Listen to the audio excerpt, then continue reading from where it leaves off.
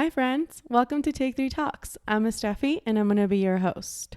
First off, it's been a minute since the last time I released an episode, but I want to tell you that I have with you the last part of my conversation with Karo, the founder and creator behind Blot, an reusable underwear line made here in Ecuador.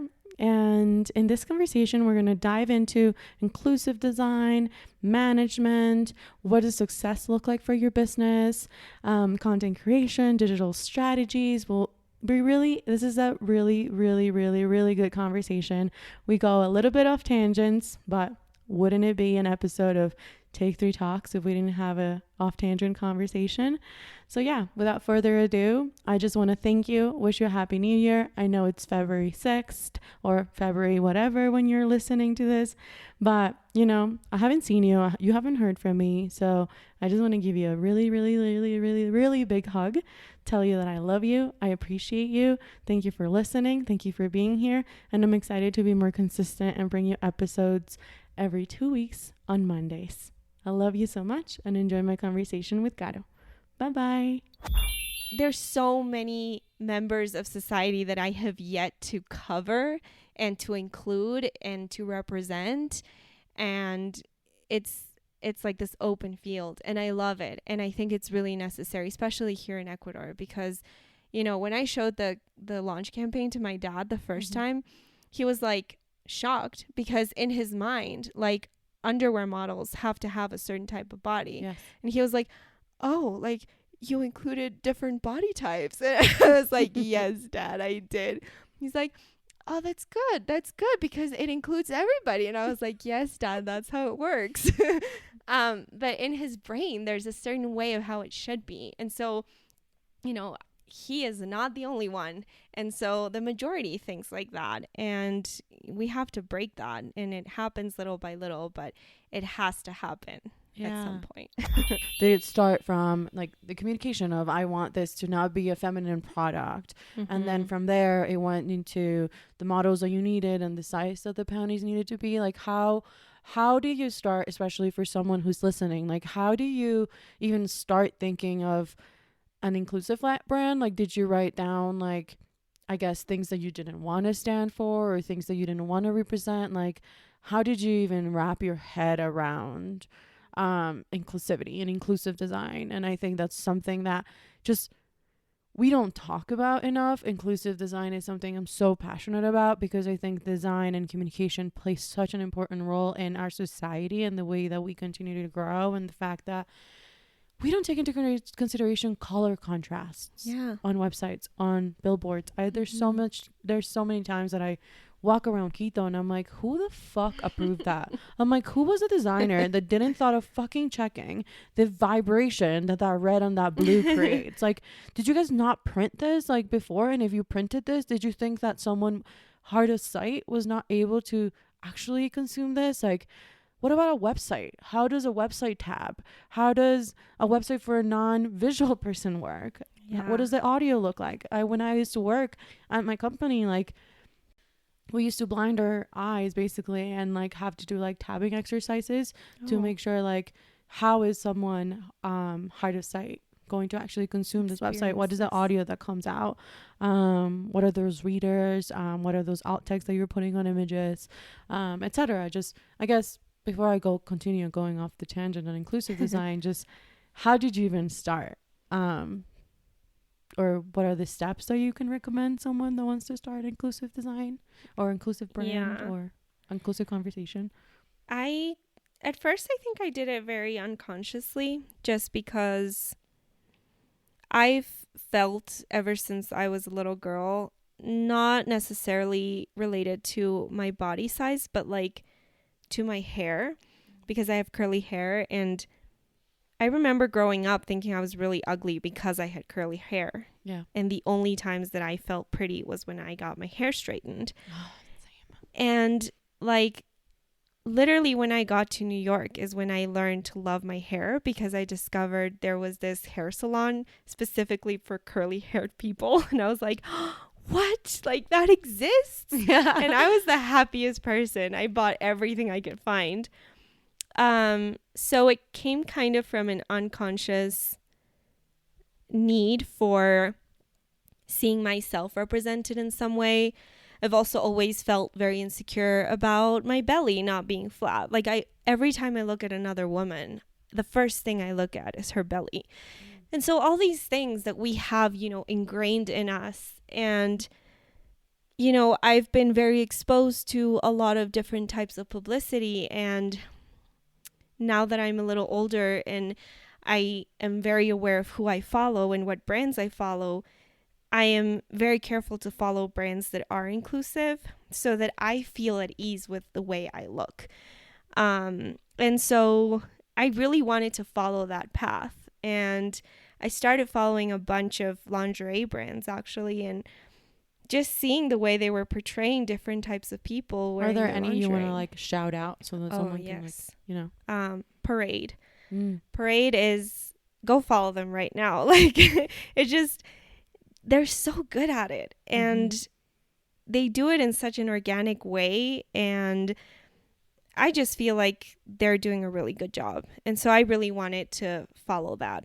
It's obviously a lot of work, and they invest a lot of money in their publicity, but I think it just comes from being exposed to that.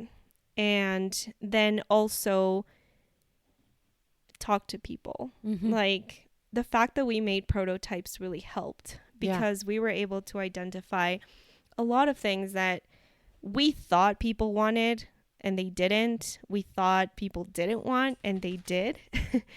and then we made 2 sets of prototypes, and we gave you the second set. And with that second set, we learned a whole other bunch of things, because that set was literally just to identify how the fabric felt, how the sizes were fitting. And, if we hadn't talked to you, we would have just stayed from extra small to extra large. And I probably would have stayed like that for a long time. Now I'm, one of my plans is to scale up and keep scaling up. But I don't think I would have done that if I wouldn't have had that conversation with you. So I think it's really important to talk to people and get their feedback, because you don't know everything, and you don't know everyone's experiences with lingerie, for instance, or with any product you're making. So communication with whoever you're trying to sell to is super important. Yeah, I love that. So research, look up aspirations or benchmarks of things or brands that are anywhere in the world. It doesn't matter if it's in your niche or no. And also talking to your consumers, or the people that you think are your consumers. 100%. I applaud that. And another question that I kind of had for you was, and something that we wanted to talk together, was about management and about growing your team and scalability. And this is something that Meijin and I used to talk about a lot, especially last year in the middle of the pandemic, because people were like, oh, you guys are growing so much, you guys have so many clients, why don't you guys just grow your team? Why don't you guys just hire another designer? Why don't you just get a freelancer that helps you in this and that and that and that? And I'm like, why are people so obsessed with growing your teams and hiring out? And I'm like, do you not understand how much work it takes to manage someone under you, or manage someone within your company, or manage someone that's whatever it is? Managing people is really hard. In advertising, at least in the agencies and how we had it at our advertising agency, same with Meijin's, is that, for example, as a designer, you can choose to go through a management role, a management side of design, where you actually end up becoming a manager, like a design lead manager. Or there's the other side where you don't become a manager, and you just continue to almost you become senior designer and all of those extra levels, but you never actually end up managing people. And there's something so hard that people can't wrap their heads around, that their company is not more successful because they have more people under them. And not because you hire out more things and you hire more people under you, it means that your company is gonna grow faster, maybe be smoother, or whatever those things are. There's a really good podcast episode that I keep mentioning that I'm going to share about, but it's from the two friends that actually bought Home Depot because before Home Depot became Home Depot. And they talk about how they started buying different like little Home Depot-esque stores throughout different states, and they realized once they bought this one Home Depot like location, they realized that it wasn't Home Depot, that the people that worked there didn't understand what Home Depot started was standing up for. They didn't understand what Home Depot did. They didn't understand the brand, the values, the mission. They didn't talk about the same way that other people from other Home Depots talked about. They were like, wow, we just started acquiring places without thinking the repercussions that took to the brand, because going to a Home Depot in this X location is not like the same as going to the Home Depot in this other location. And when you have one brand, one Home Depot brand, you want that Home Depot to feel like that Home Depot wherever in the world you are. So they actually shut down that location, and they had to like kind of rejigger it so that they could really train people to become the Home Depot brand. So I think they were talking about how growing and scalability doesn't always have to mean having more team members or having more like a franchise with different locations or more restaurants or whatever. It also is understanding how can you grow your business instead of your business outgrow you. Yeah, I guess I just want to talk to you about like management. How did you find those people that, you were in a seamstress, you were in like a fashion designer. How did you find those people that designed the blots or made the blots, and how when there's mistakes that are made or money that's lost, how do you have those conversations, and how do you create like an amicable space for everyone that sets really strict standards as well as nice flowing team of the energy. dream team. Yeah. Yeah, I think in our society there's this like obvious need to grow. If you have a business, it's like the obvious path, but I think it's time that each of us defines our own growth model. And when I started with Blot, I actually started designing with someone I knew, and it didn't work out. And my world fell apart. I was like, what am I going to do now? I'm not going to find a designer. Like, this is horrible. And then I decided I was going to take the chance and hire people that I didn't know at all. And I asked, on Instagram, like, obviously they were people that my friends knew, but I had never met them. And I recruited them like any other company would. And I trusted that they would understand what I wanted to do. And it's hard to trust. It's hard to trust that people are going to get what you want and are going to fulfill your expectations too. But it worked out pretty well. And it kind of helped me define the kind of leader that I want to be. Because I think leadership should also be defined by you. Because I think there's this model of like the boss lady or whatever, and like, or the boss man, like the businessman, And sometimes we want to be like that, or at least I wanted to be like that. And I wanted to be seen as this really strong person, sort of like my dad. That's the way my dad is. But I really learned a huge lesson when 50% of our first production came out with mistakes because of a bad call that I made and a lack of communication with Norma, who was the person who sews the panties. And so that was hard to learn. And I had to talk to her because I was like, okay, what would like a really good boss do?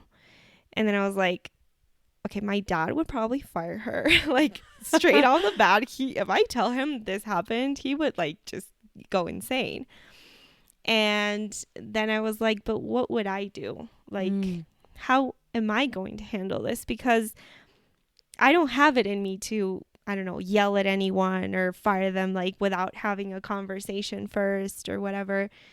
And so, yeah, I had to have a really like uncomfortable conversation with Norma because it was both our mistakes. And in the end, what I told her was like, if you and I don't learn from this right now, we're just going to keep making the same mistake over and over.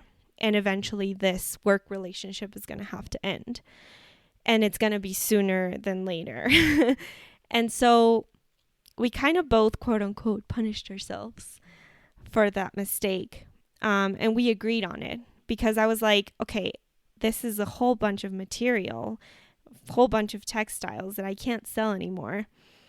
And it's obviously money that I'm losing, but it also represents that there is something wrong in our process, like in the whole decision that I made of how many panties I was going to make for the first time, which was 150. So 71 panties came out wrong. And so I literally had to talk to her and say, how do we negotiate something where you take responsibility for your part of the mistake? And I'm already going to have to assume the economic part of this mistake because this is what it is. And so we agreed on, like, you know, a payback system because she admitted that she didn't take enough time to do them and that she was under pressure and she didn't tell me that. And so having that conversation and having her tell me that she was under my pressure, and I didn't even notice that because I was so focused on launching and on getting everything to be perfect that I didn't even realize that I had her under this huge pressure to finish them. Weren't able to see your team's well-being. I didn't look after her. Yeah. Mm-hmm. And so it was a product of that. And so having that conversation helped us both understand how feasible it is to grow our production, for instance. And right now, she works 1 day a week for me, which is Saturdays, because she decided that she was going to dedicate Saturdays to me. I didn't want her to, but she works another job. And we do 10 panties at a time. Mm-hmm. And it works really well. Mm-hmm. But if I told someone who thinks that a successful brand is the one that makes a huge production and sells really fast, they'll probably tell me, like, that's such a waste of time. Yeah. Like, that's such poor time management. But I'm thinking, like, it works for me because I'm selling the products that I need to sell and they're basically paying themselves, mm-hmm. which is great. And I give Norma work every weekend, which is even better. Like, and I'm so happy about it. And maybe in the future we're going to need one more person because it's a lot of work to do on your own. Mm-hmm. And I know that. And that's why I will never ask her to do 150 panties again because I know it's not humanly possible. But I think it's just kind of looking at what is in your capabilities right now. And, you know, I really hope that I get to hire someone someday, but I'm not in a rush. And that's like the most important thing because I learned that the faster you try to do things, the more mistakes you make, and the more time you waste, and the more material you waste, and the more waste you create. Yes. And so wasn't that your like goal from the get-go, right? Yeah, not create more waste. And I created 71 panties that now are going to be donated because they work just fine. They just are not aesthetically pleasing and they're not of the quality that I would have wanted them to be. And what Karo means is like the holes that you barely see are just a little bigger. Yeah, they're tiny holes, but I see them like exactly. It's not, but like when people think like they're gonna hear they're not aesthetically pleasing, they're gonna think that I don't know, like the thong came out with like 2 lines or something. Like there's like two strings for like one thong. Like no, it's like it's just that it's not like quote unquote perfect in terms of like the quality assurance of a sellable product to actual consumers. So what you decided to do instead with those that are faulty are donating it to people who needed. And that was a conversation that you had to have and a reality check that you had to have. And I think we don't understand the pressure and the importance of leading and management and being a good leader and a good boss and understanding, like, even between me and Meijun, we're both of our bosses and also both of the coworkers, you know, like Mason is my boss when it comes down to like studio work. I'm his boss when it comes down to website work in the studio work, right? Because I lead that, and it gets really confusing and complex. And there's a really good podcast that Brené Brown has that's called Dare to Lead, and it focuses on leading it and like leadership that comes from vulnerability and kindness and understanding people's strengths and understanding promotions and understanding what is it that your person that's working for you wants. Like maybe they don't want to work for you for the rest of their life. Maybe they don't want to do this for the rest of their life. How do you change disciplines? How do you talk to someone that doesn't speak your language? I'm not talking about it in the literal sense of like she doesn't speak Spanish. It's just we speak different languages. Like even in Take 3 Uni, you know, when we talk to you about something that it's not your expertise, we're talking in a different language. And it's so important that it's not just like, oh, I'm able to give someone a job and I'm able to give someone extra money. It's like this person is actually an investor in your brand just as much as you are, you know, and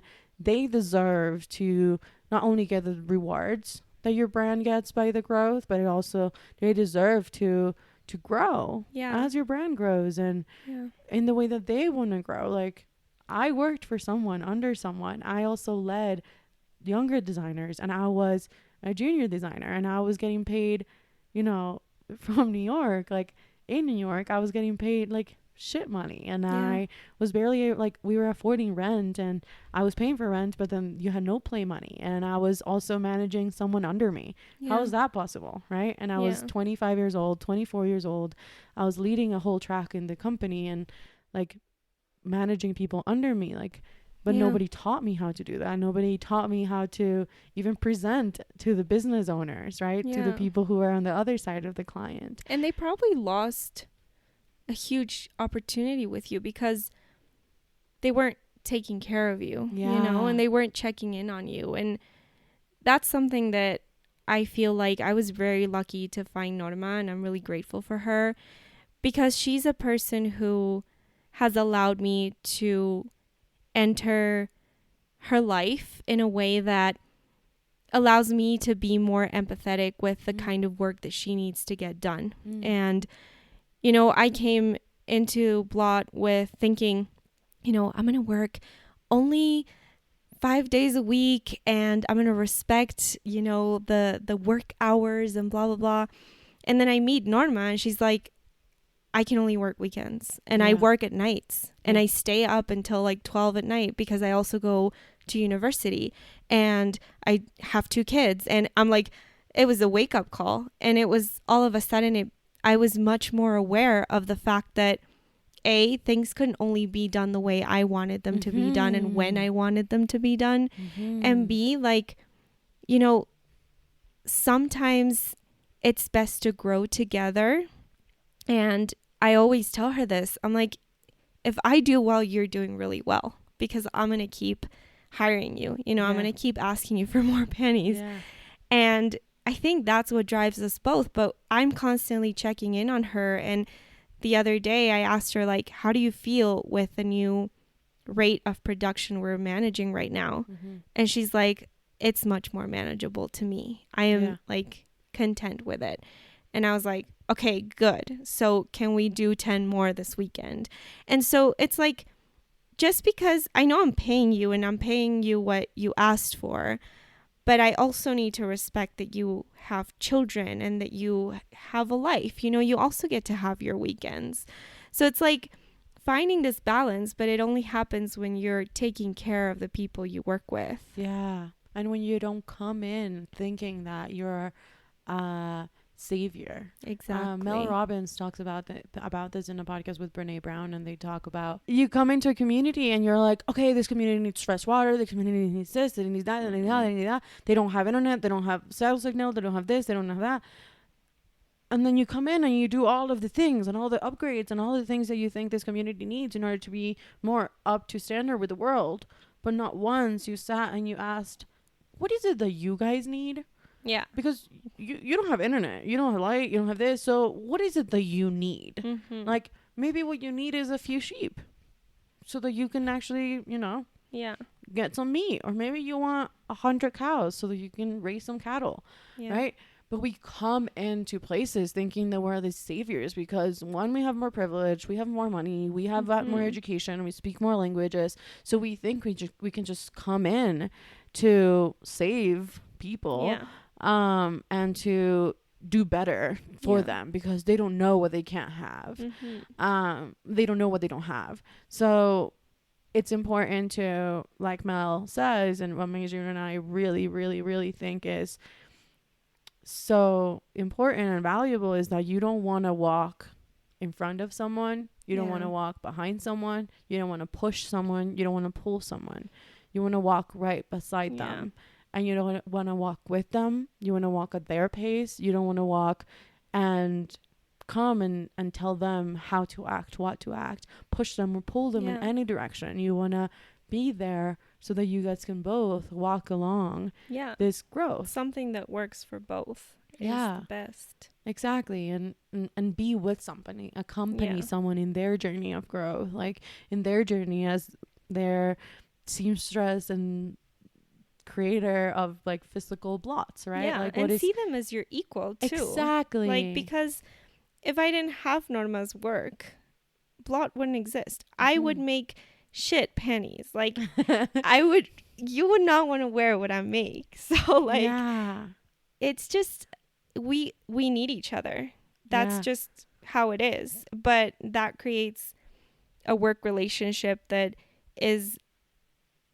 feels more balanced and feels genuine too. Like, if I'm unhappy with something, now I can tell her. And if she knows that she can tell me, or I will ask her and she knows that she can tell me. So that's our little rant on management. I wanted to just talk to you a little bit about just creativity and content creation and digital strategies, and how you've been able to maneuver through this world of having a brand on digital and starting on your Instagram before you even had a product to show people, and starting your newsletters, because that we knew that was a channel that you really enjoyed. You've enjoyed writing. So we wanted to really, sacarle el jugo at something that you liked. So talk to us a little bit about that. I think one of the things that I've learned is really important is that if you could do what you would like to see out there. And I think for me, it was that, like, I was like, I'm sure a lot of people have this underwear that is all stained and like they use it because they've told me, but nobody says it in public. And I'm like, I'm going to say it in public. I'm going to show them.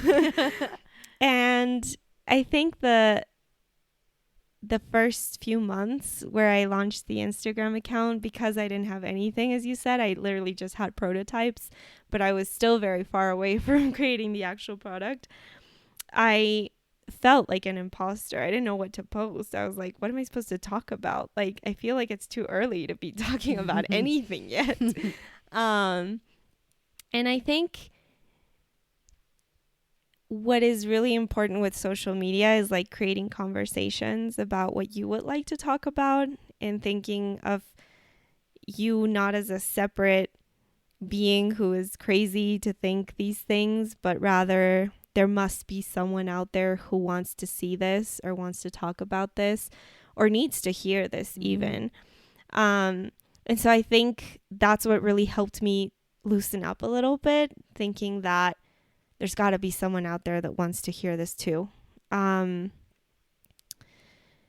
then with the newsletters, it's a challenge for me, and it's really taught me a few lessons, because sometimes writing newsletters feels like talking to like an empty room, because very few people, except for Steffi, reply to emails, or at least my emails. I think it's a process of learning how to engage people through that channel as well. But I think it's a good lesson to also be reciprocal with people, because now that I'm writing them myself, now that I'm the one creating content and dedicating hours and hours of my days to create content, I am much more aware of the effort that it takes to do that. And I am I try my best to interact more with people's emails, with people's reels, with commenting, and just taking those 5 seconds of your life to at least put an emoji in there, like, it goes a long way for the person that is receiving it. And sometimes we forget that in social media because there's so much content and we watch it so fast and we scroll so fast that it's like, oh, it's just another picture. But that picture probably took so many hours to edit, or that post took so many hours to edit, or that reel took so many hours to film. Like, I repeat my reels over and over again. And even my stories, I repeat them over and over again. So just taking the time to tap on that poll or fill in that question or give your suggestions, that's really important. It goes a long way. So I think that's something that I've learned and that I really like about how I relate to social media now that I'm creating content. And yeah, just trying to be more authentic every day is really important. Yeah. That was something that I was thinking about the other day, because I say in this podcast, and I hear all podcasters say, you know, make sure you leave a review and go to Apple Podcasts, because it helps us a lot. And make sure that you go and tell us about it and DM us and all these things. And I'm like, I have listened to podcasts since literally, like,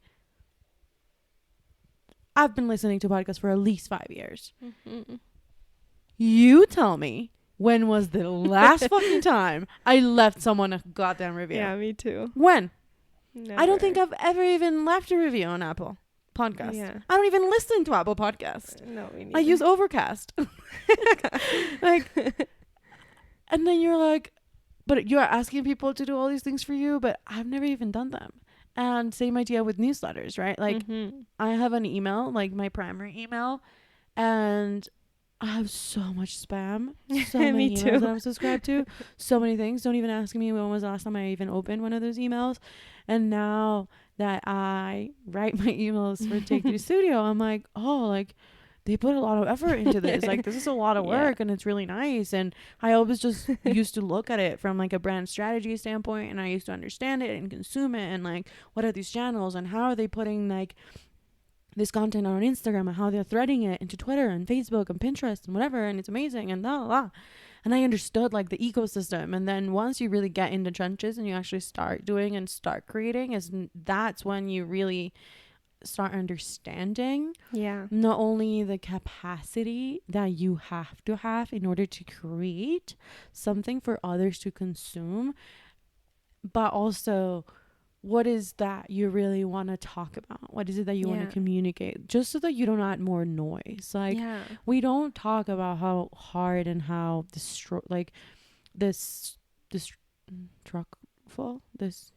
how do you say it? Not destroyable? Destructible? Destructive?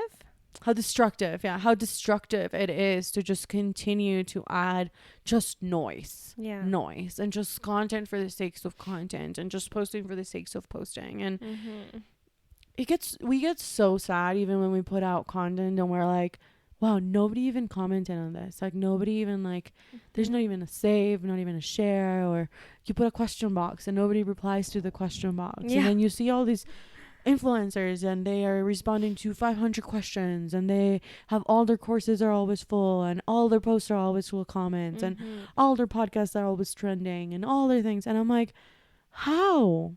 I'm like, how do I even start? And I do this for a living. I went to art school. Like, I studied communications design. I have a focus in graphic design. I understand what I'm doing. And even then, sometimes I feel like it's just an ever-turning little hamster wheel that it's like, and we talked about this via email because I responded to your email, and I was like, I just feel so accompanied by you and your emails, because sometimes even though you don't know what you're doing or you don't know where you're going and you feel so burned out, people think that burnout or creative burnout or even work burnout, whatever burnout looks like, you just being like sitting on your couch and just being completely done and not being able to do anything and not being able to move. And yes, it looks like that, but it's not because you're out of energy. It's because it's like you're burning up so much energy. You have so many ideas, so many thoughts, so much fire that you've done so much and you've overworked and you're like,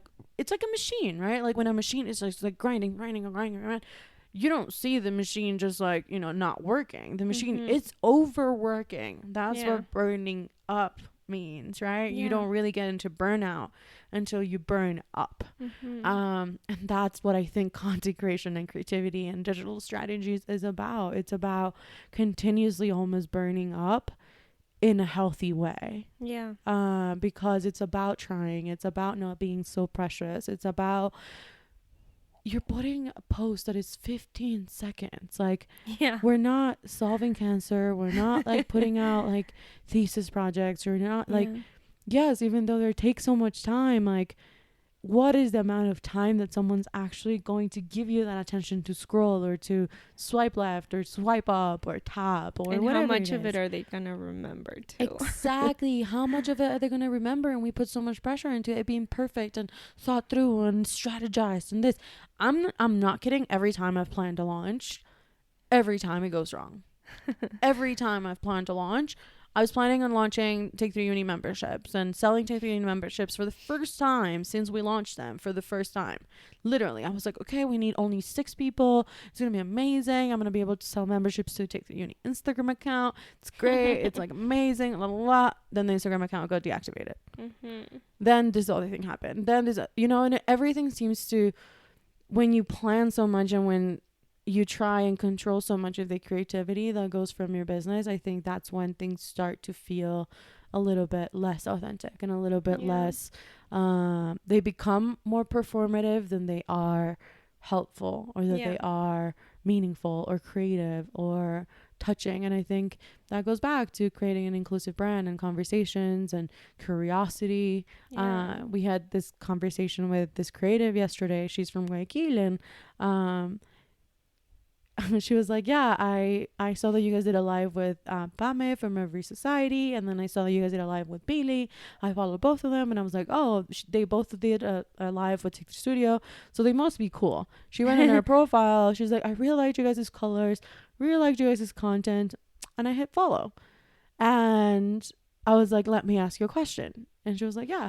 I was like, do you know what we do? And she was like, to be honest, no. And I'm like, I'm not telling you how many times people continuously still don't understand what we do. Yeah. It's in my bio. It says hire us for branding, web design, and consulting. Like, how do you still not know what we do? And it's because we're not showing you 1, 2, 3 of this is the project, this is the portfolio, this is my services, this is what we do. It's because we tell stories. It's because we talk about abortion. It's because we talk about feminism. It's because we talk about our travels. It's because we talk about our fucking dog. All of these things seem to become so complex when you're talking about a business. Because you can't be a business and also talk about abortion and also talk about abuse and also talk about body dysmorphia and also talk about this, or your private account can't be this because you're the founder, because you're the this, because you better be the brand, because you are the brand. And it's like, fuck. That happens to me a lot with like how I want to create a community and how I want to grow my community, because I just feel like in my personal life I really want to meet new people, and I really like Take 3 Uni has been one of those spaces where I have been able to meet people that I would have never met in other circumstances. And with Blot, I'm just like dying to have these encounters with people face to face, and just maybe not even necessarily like talk about periods every time, maybe I just want to like organize a dance class or whatever, like something fun, something that is not like 100,000% related to Blot. Let's do it. Yeah, I've been wanting to do a dance class. I used to take wine, like twerking classes in New York. Really? It was great. Yeah. Oh my gosh, yes. Yeah, it's a plan, but sometimes when I tell people about it, they're like, "But what does that have to do with period underwear?" And I'm like, nothing. And then I feel like and then I feel a little guilty because I'm like, maybe that I'm like driving my brand insane. Like maybe it's just going to end up being this whole like different, like just a smoothie of things. And then I think like, what is my end goal? Like I don't just sell period underwear. I sell ideas too. Like I don't just sell a product. And I think that happens with everything. Like you're not just selling a service. You're selling so much more than that. like with Take 3 Uni, for me, you're also selling connections, like with other people, and receiving feedback, not just from you and May June, but from other Take 3 Uni members. And so I think it's the same. And I think it's very, like, as I said in my newsletter too, like, I just think it's very old fashioned to think that a brand is just one thing and that it should be like super obvious and repetitive. And like sometimes you go into some brands like Instagram accounts and it's literally just their product over and over and over and over again. And it's like, okay, I get it. Like you sell pajamas or whatever, like whatever it is. And I just think that for me, a brand is so much more than that. And brands in the States and in Europe have sold me so much more than I've never bought Parade lingerie, but I'm already sold. Like I'm already sold on their ideas, on their values, and I don't even plan to buy their lingerie. It's really pretty, but I just don't care to buy it. But I'm already a huge fan. And you're a spokesperson for them, basically. And yeah, I'm like making publicity for free. Yeah. So that's what I think it's also about that. Like, yeah. And I think so what if your brand becomes a smoothie? Yeah. People always tell me this about Take 3 Studio, and I get really beat up about it, and I really fall into depressive episodes over it because people are like, it's so confusing, it's so hard, why can't it just be this and that, and why can't you just make it simpler, and why do you have to do this, and why do you have a podcast that's called Take 3 Talks, and what do you guys talk about? Is it just about design? Is it about communication? Like what is your niche? So on Take 3 Studio, like what is your niche? Who are you talking to? ¿Quién es tu cliente ideal? I'm like, fuck me cliente ideal. I have 100 cliente ideales. Like every single one of them is different, and that's what they teach you in marketing school, don't they? They teach you that there's a client persona, 5 different client personas for one brand. We used to interview old ass people, young people, like fat people, skinny people, white people, black people, brown people, in order to sell one car. Why do I have to like only talk to one person? Why do I only have to have one niche? Like I think it's so devastating that we want to box ourselves in so much and just like put ourselves into pockets, into society, instead of just being like, so what? And I love that about your email yesterday. And it's like, you know what? If I want to create something, then why not? If I'm going to create something, then why not create something my way that I want, that I like, that I want to create, that I want to wake up every day and be like, today I want to share a reel about how we did this really stupid little Photoshop comp of Guillermo being a Superman, you know? And so what? Like what? And it makes it less boring for you because in the end, you're the one creating this content. And sometimes I get really scared. I'm like, what if I run out of ideas? Like, what if I'm burning out all of my ideas because I have a list of content ideas, and I'm like, when this list ends, I don't know what I'm going to post. And then I'm like, yeah, that's why you create more things. You know, you create more outlets, and you create events and a podcast and a newsletter. You have all these different outlets because also what happened with Instagram taught us a lot. It's like, if this page, if this whole social media platform ends, what am I going to do? Like, I will have not made any other type of connection with my potential clients or my actual clients. Like, I want to take care of my actual clients. Exactly. Like, the event I want to do in Guayaquil next month, I've been like turning it around again and again because I'm like, okay, what does brunch with Blot mean? Like, how is that going to get me more customers?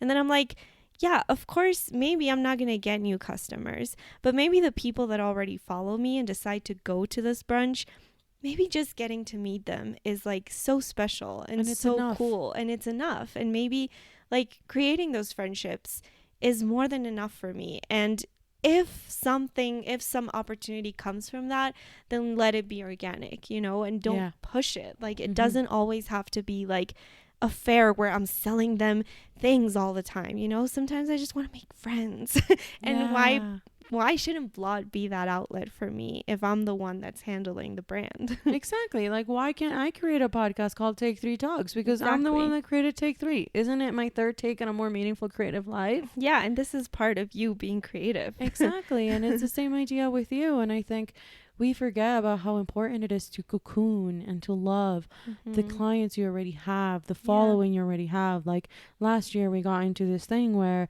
I wanted to open the memberships again, and I literally have 3 courses fully done, and I wanted to just keep growing and growing and get more money and get more money. And I'm like, all these people, they are not designers, they are not strategists, they're not any of this, and they are creating all these courses. Like, why can't I do it? Like, I actually went to school for this. I'm so good at it.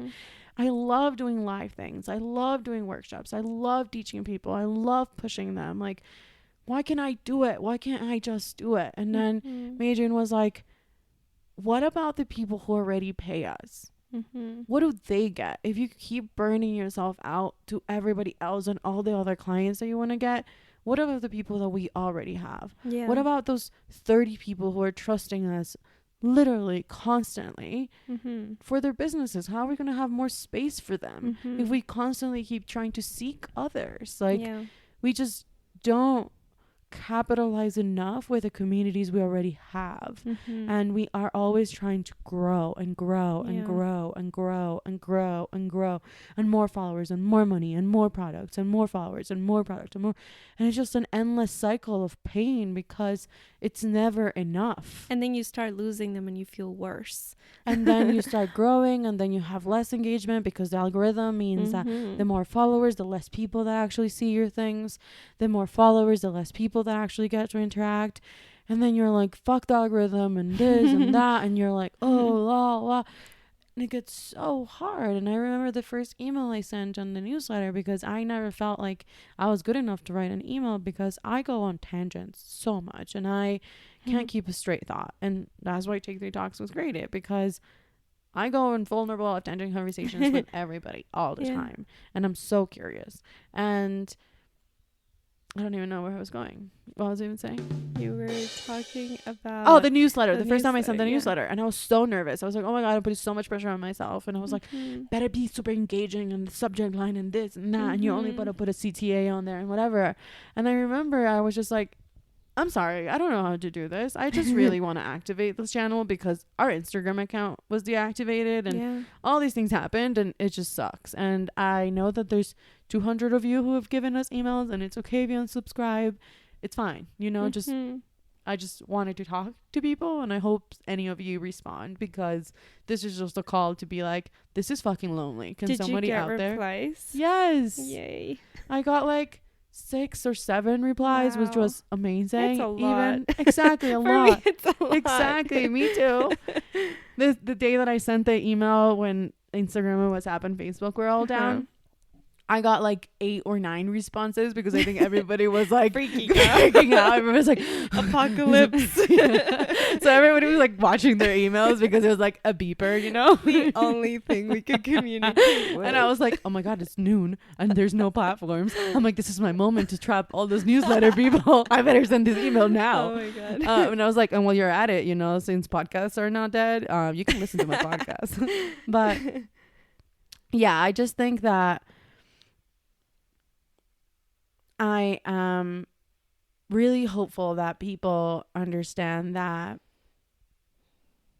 it's not just about growing and growing and growing and growing. It's also about caressing and giving the brand and the thing that you're creating and the people who are believing in you right now the importance that they should have, because they are investing in your business, they are buying products, they are giving you real money, you know, and they deserve to get that importance. And it doesn't matter if things get confusing or if things are not, you're not talking about panties all the time, and you create a class because it's about being free with your body, and that's what Blot is about. In the end it can tie down to to it if you want it to. Girl, there's always a way to thread something, you know that. So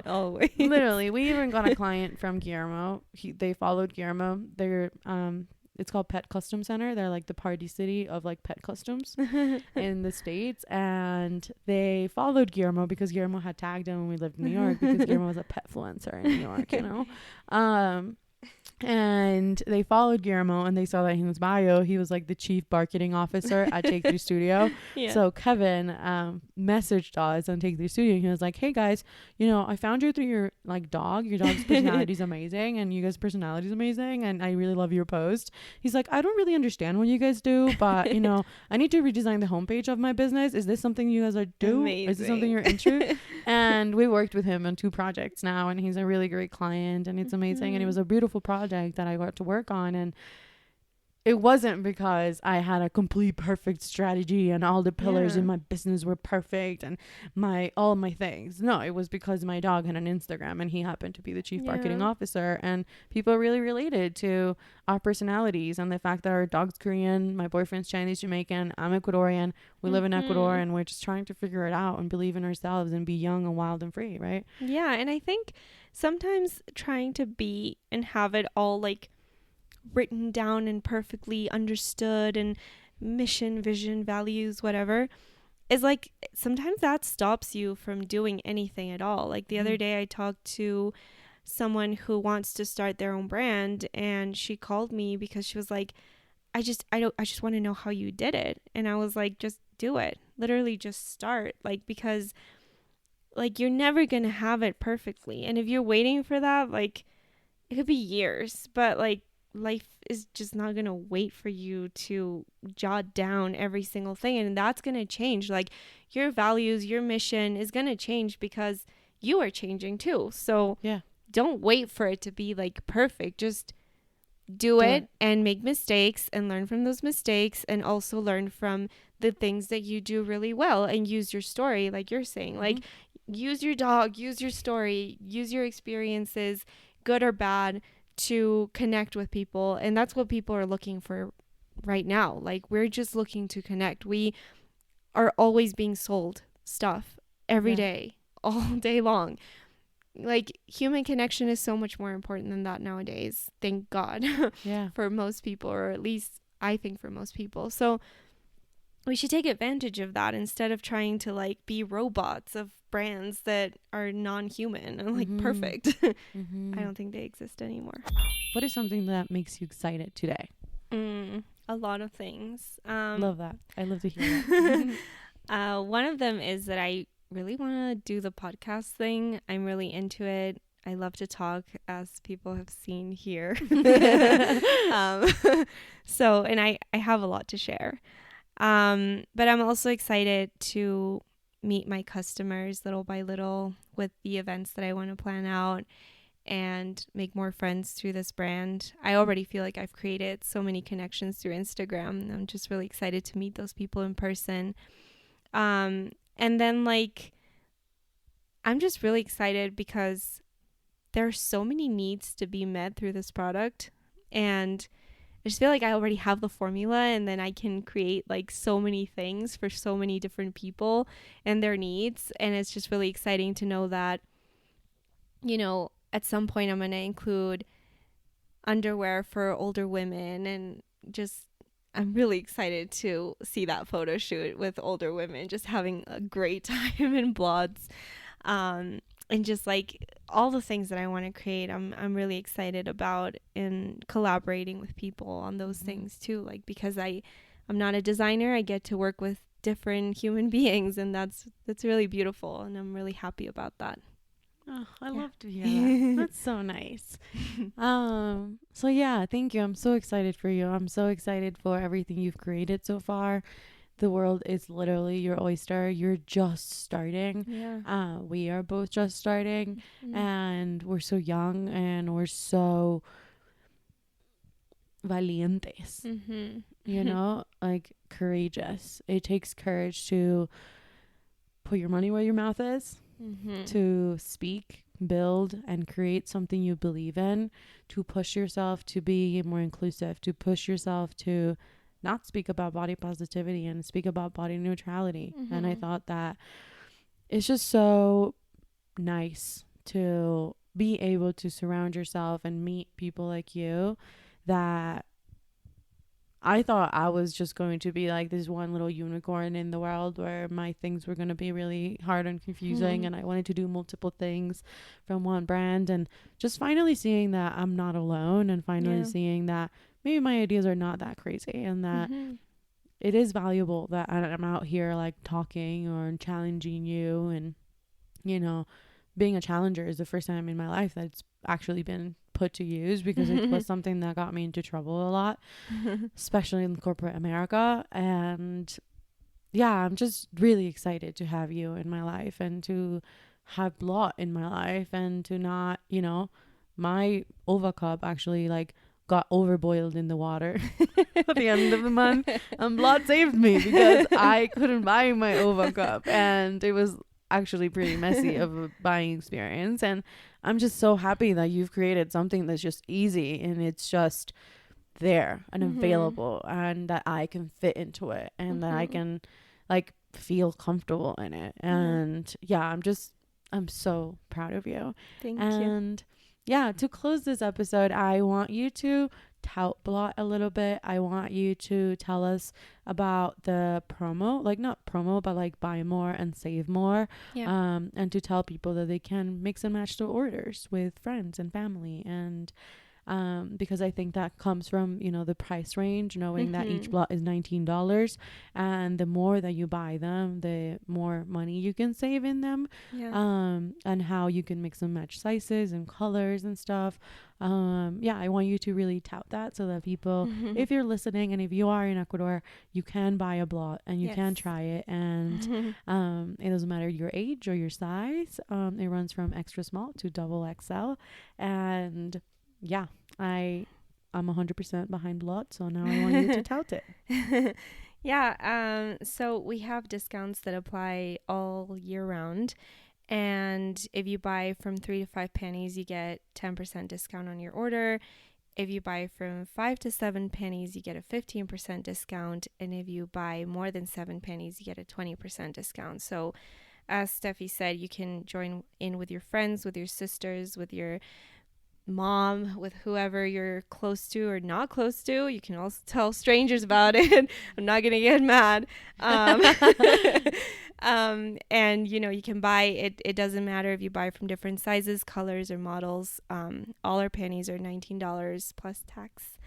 And we ship to all of Ecuador, so anywhere you are in this country, you can get your Blots.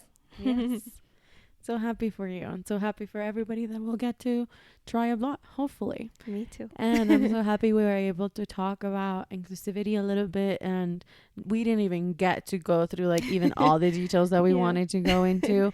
And I'm sure that we'll continue to have multiple conversations, and I'm just so excited to have been able to spend these 2 hours with you, and same. to have been able to share with the people who are listening to us, or hopefully listening to us, some of our thoughts and our thought processes and the reasons why we create what we create. And I'm just really excited to have you take through uni. But yeah, Kieran was also saying goodbye with his little stretches, and he's woken up from his nap. So thank you so much to everybody for listening. Thank you for being here. I appreciate you, and I'm so thankful I get to do this. So I hope you have an amazing day, or just a day, and I hope that we were able to accompany you, at least for a little bit. Thank you so much for being here.